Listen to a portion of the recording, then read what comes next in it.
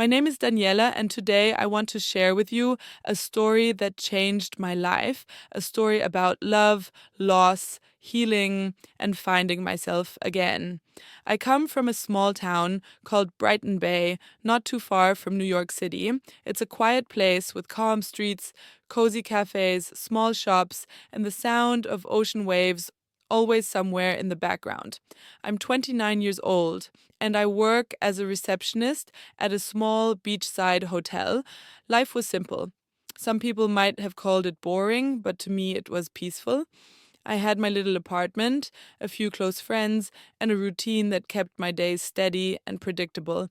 I wasn't looking for love.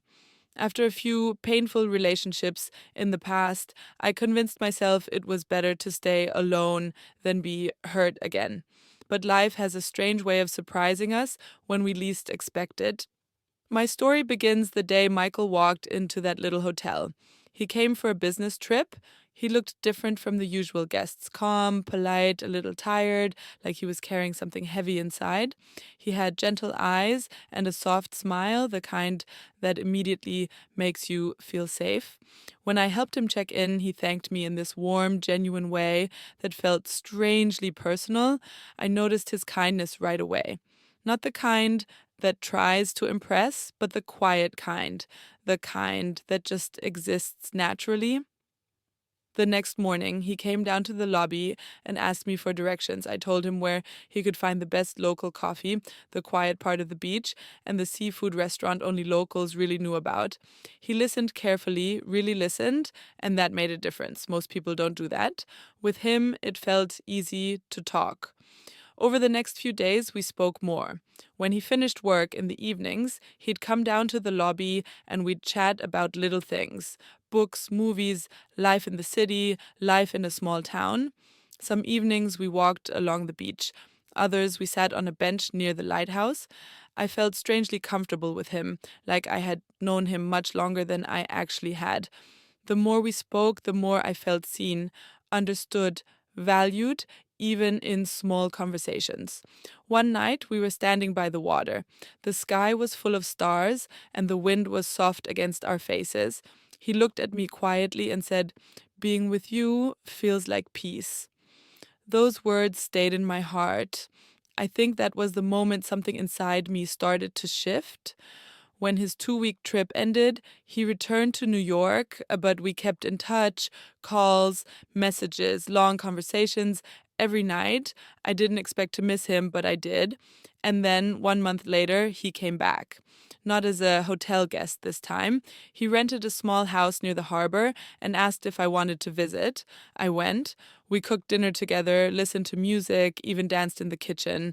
It felt natural, like we had known each other forever. I felt lucky. I felt chosen.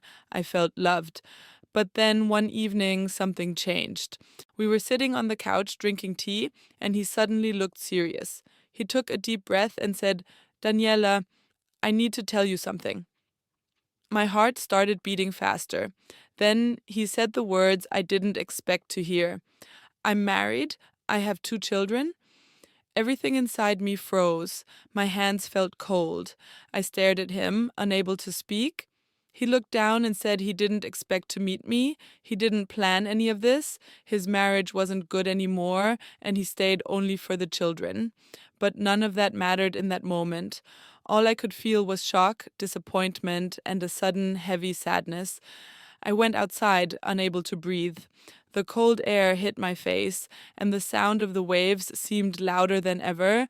He followed me, apologized, said he understood if I never wanted to see him again. And I walked home. I couldn't sleep that night. My thoughts were a storm. Why didn't he tell me earlier? Why did I let myself care? Why did this happen? But at the same time, I remembered his kindness, his words, the way he made me feel safe. I was confused, torn between what I knew was right and what I felt. Days passed. He texted me, apologizing, telling me he missed me. I tried to ignore him, but my heart didn't listen. A week later, I saw him at the beach. I told him how hurt I felt. He didn't try to justify anything. He simply said he cared about me, and I believed him, and I stayed. I know many people would say I made a mistake. Maybe I did. But at that time, I wanted to believe him. I wanted to believe that one day he would choose me, that he would leave his marriage, that this was temporary. So we continued secretly.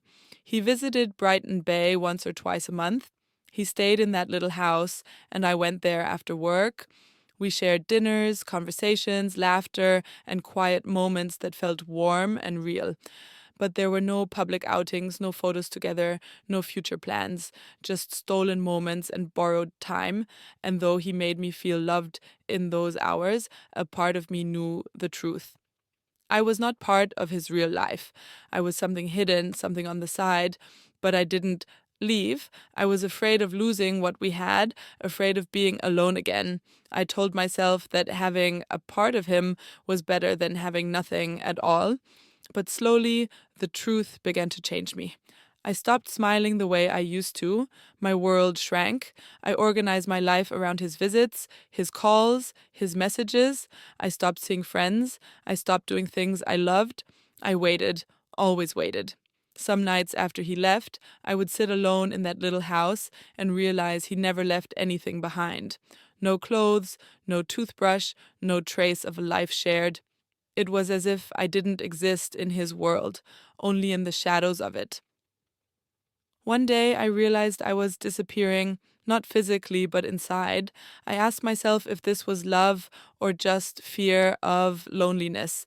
The answer hurt. I spoke to my friend Nana, the only person who knew everything. She told me, "You deserve to be someone's first choice. You deserve someone who loves you in the daylight, not in secret." Her words stayed with me. One evening, Michael visited again. He brought flowers, kissed my forehead, and spoke softly like always. But I couldn't pretend anymore. I told him I didn't know if I could keep doing this. I told him I felt like I was living in his shadow, that I wanted more, more than weekends, more than hidden moments, more than being second. Maybe he looked surprised. He said he loved me. And I asked him the question I already knew the answer to. Then, why don't you choose me? He looked away. He said it wasn't easy, that he had children, a family, and in that moment I understood, not because he didn't care, but because he never truly could choose me, not fully, not completely, not in the way I needed. I cried that night, but my tears felt different, almost freeing. The next morning, I walked by the sea and felt something I hadn't felt in months: clarity. I remembered the girl I used to be, the one who loved long beach walks, books by the fire, coffee with friends. I missed her. I wanted her back. I started writing in a notebook, expressing everything I felt. Each page made me stronger. I slowly stopped answering his messages. I needed distance. I needed myself again. 1 week later, he came to my door. We talked for a long time. I told him everything honestly, calmly, without anger. I said I loved him but needed a life of my own, a life where I wasn't hidden, where someone chose me every day. He couldn't promise that, and that was the end. He hugged me, whispered he was sorry, and walked away. That was the last time I saw him. The days after were difficult. I missed him deeply. I cried. I felt empty. But over time, the pain softened. I started going out with friends again. I returned to the things that made me feel alive. I took a writing class at the community center. Writing helped me heal, helped me understand myself again. One evening after class, I walked into a bookstore and met David. He recognized me from the class and we talked. Just a small, simple conversation, but I felt something warm, something peaceful. He became part of my life slowly, gently, without pressure, without secrets. We talked about everything: simple things, deep things, dreams, hopes. I told him about my past, about Michael. He listened, and then he said something I will never forget: "You're brave, and you deserve better." His words touched my heart. Over the next months, something beautiful happened. I healed. I laughed again. I felt like myself again. And slowly, I began to care for David. Naturally, softly, without fear. He never tried to replace my past. He just walked beside me step by step. Now, when I look back at everything I went through, I don't regret it.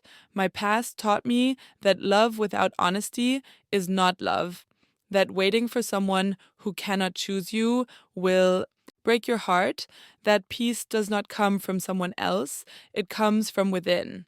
And in losing someone I thought I loved, I found myself. And in finding myself, I opened the door to a new kind of love, one that doesn't hide, one that doesn't hurt, one that feels like home.